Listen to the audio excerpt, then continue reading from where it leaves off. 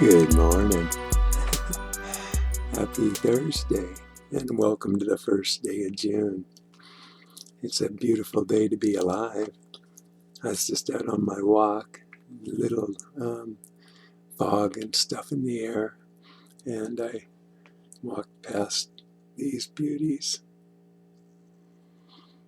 and they're so fragrant, delicious. So I had to pick a couple and bring them home.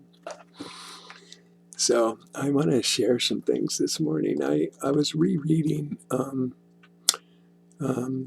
You Can Heal Yourself, or You Can Heal Your Life. And it's a book by Louise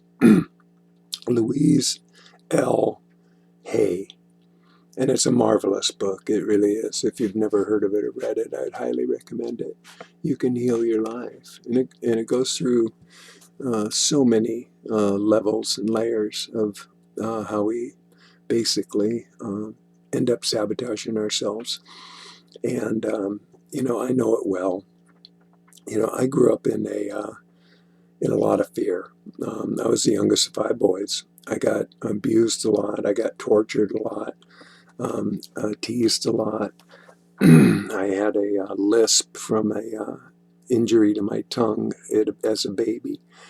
And so it was just ridiculed. I was just, it was my brothers, it was my cousins, it was neighbors, it was my brother's friends. I mean, this went on for a long time. And as a result, I ended up wetting my bed until I was like 10, almost 11.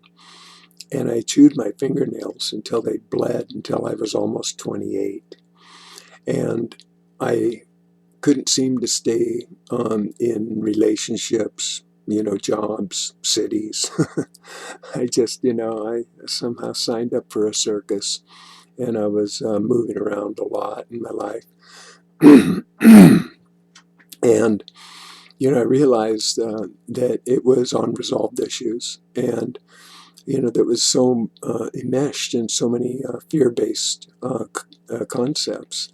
And so I got over most of my fears like a long time ago at this point. And, the last, the big one that I always figured was the big one was getting over the fear of death. But there was something that was deeper than the fear of death. And it finally occurred to me last year.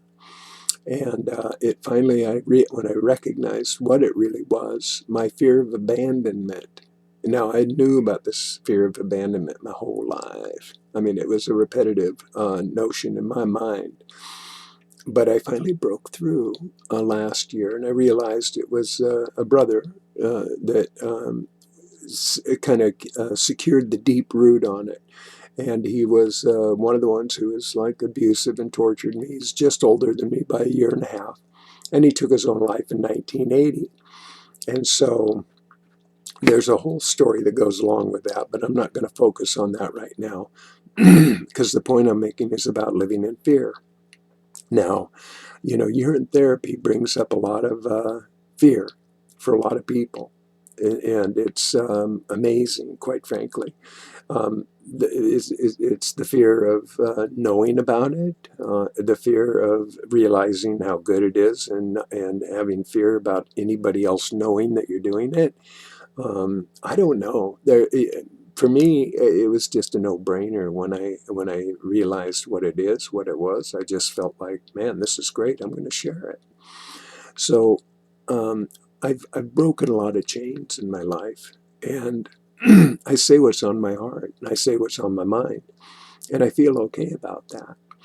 Now, in this book by Louise Hay, she goes through all these different symptoms in our, whether they're physical or psychological or emotional, and then taps the roots of what might have been the cause. Now, for bedwetting, it was, she suggested it was, excuse me, the fear of my father. And I don't really know that that's true, but fear of my older brothers, that I think, because of what was happening to me, I had a lot of fear there. So yeah, it caused me some deep emotional, psychological, as well as physical um, problems that I had to overcome in my life. And what I discovered when I started drinking the urine therapy, now I've been working on myself for a really long time, so I was preparing myself for something better than I always am. I still am. Um, but it opened me up so big when I started the urine therapy. It just changed my life from the inside out, and I'm so in touch now. I'm just feeling like every day I'm being renewed, regenerated, and reborn like a brand new person every day. It's awesome. I love that part. So, I want to share all this because during the night, last night, I wrote 4 different poems, and I just kept getting woken up from my sleep, and it would just appear to me, and I just etched these things out. And so I'm going to share one of them with you today. But before I do, I want to bring up something else. And that has to do with the fact that since I started all this urine therapy, my YouTube page and my Facebook pages and my communication with friends and people has just exploded. It's been awesome. It's been marvelous. I can't tell you how much I appreciate all of the communication and the interaction and the response and replies. It's just with depth and meaning, seriously. And so, anyway, I belong to a lot of groups, and several of them are all focused on urine therapy, which I think is awesome. I think it's important. And so, as you may or may not realize, I post every day. I post my video, and I post poems. I post, and I share because, well, I can. That's what I do. So I got it. I woke up this morning, and in my notifications, I got this message, and I'm going to just share it, and I'm going to keep it all anonymous because I'm not pointing fingers. I just found it curious. And this person just simply said, excuse me while I read it, it says, Casey Caban, you're posting too much. Chill out. And I thought, well, that's curious. I thought that's what these groups were for, is to post so that we can interact and share ideas and talk about things. So I gave it a moment or two of thought, and then I replied, and I want to share my reply. Okay. Is that a request or is it a demand? UT has spawned a creative surge in me that has me inspired. Are my posts offending you? I will gladly leave this group if that is the problem. I receive tremendous feedback from my posts in other groups. So you tell me exactly where the problem is so I can understand more clearly.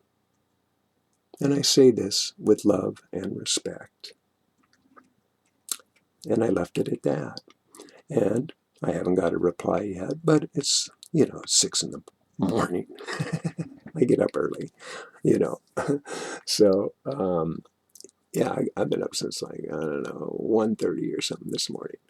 So anyway, I just found, and if anybody else has any kind of feedback like that, I'm curious because I thought this is the whole reason why we're all associated is so that we can post things and share ideas. Now, mine just happens to be in these formats. That's how I share best, but you can dialogue me anytime. I'm happy to dialogue.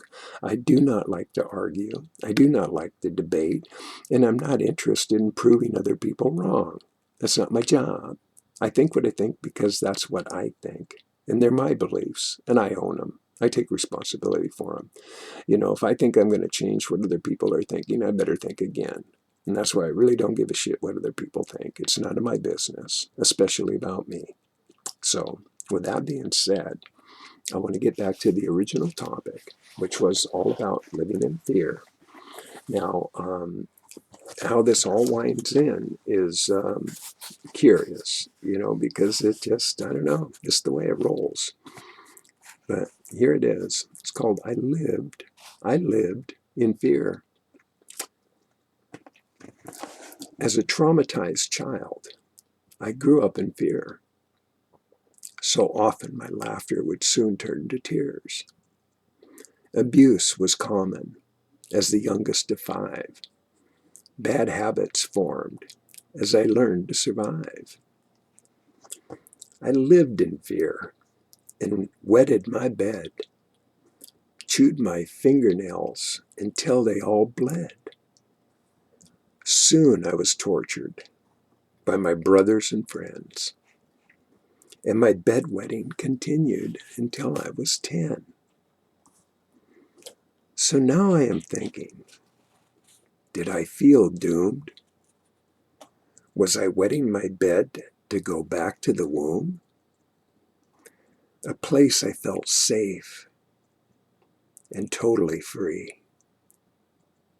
Safe in my bed, covered in pee. I don't know. It's just a thought. So anyway, life's good. I tell you what, smell those. Don't forget to stop and smell the fragrance that lives all around in your life. And I hope you have a beautiful, wonderful, and marvelous day. And boom, we just been learning.